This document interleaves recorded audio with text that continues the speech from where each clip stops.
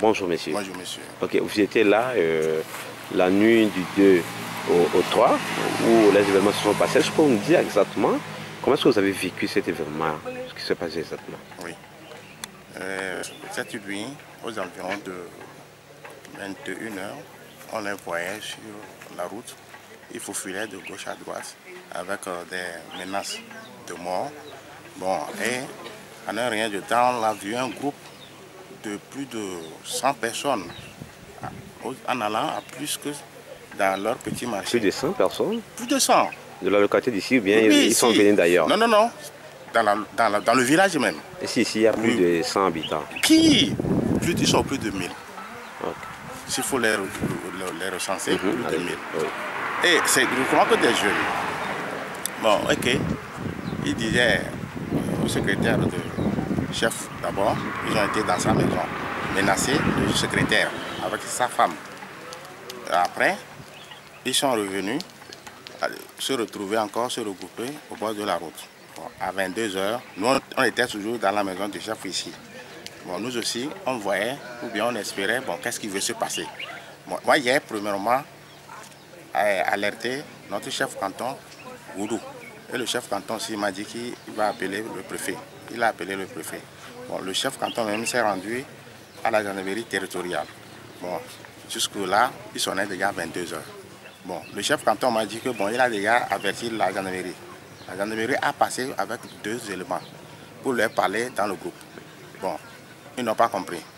Après, le retour de ces agents, voilà, ils se sont déversés d'un seul coup, envahi la maison d'un chef à Pédo.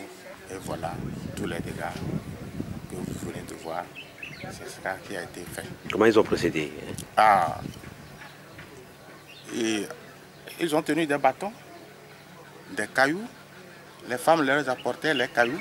Et d'autres femmes aussi avec les bâtons. Je demande aux femmes. Moi-même, j'interrogeais les femmes. Mais vous aussi, les femmes là, qu'est-ce que vous voulez faire? Ils disent que oui, c'est ça, que c'est ce qui a été préparé.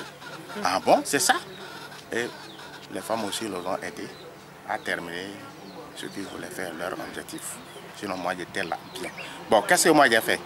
J'ai encore cherché à retrouver par antenne notre chef canton.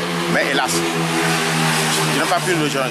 J'ai pris ma moto, moi-même pour me rendre dans sa porte. J'ai tapé en vain. Bon, mais je me suis rendu à la gendarmerie territoriale. Il sonnait déjà 1 h du matin. L'homme de garde, il s'est levé, il m'a dit que bon, ils ont déjà envoyé le renfort. Bon, de 20 personnes à plus que ça. Bon, c'est les 20 personnes là qui sont venues arriver ici pour maîtriser la situation. Et la nuit a passé. Et quand il cassait, qu'est-ce qu'il disait? Est-ce qu'il disait quelque chose ou bien il cassait en silence? Non, pas en silence.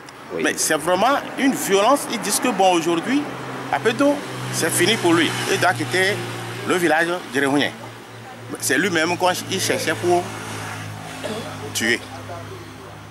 Mais on ne sait pas quel miracle de Dieu et ils ne l'ont pas vu. Seulement, il a eu des blessures. Bon, en essayant de sauver sa femme et ses enfants. Il a eu des blessures. Ok, merci beaucoup. Oui.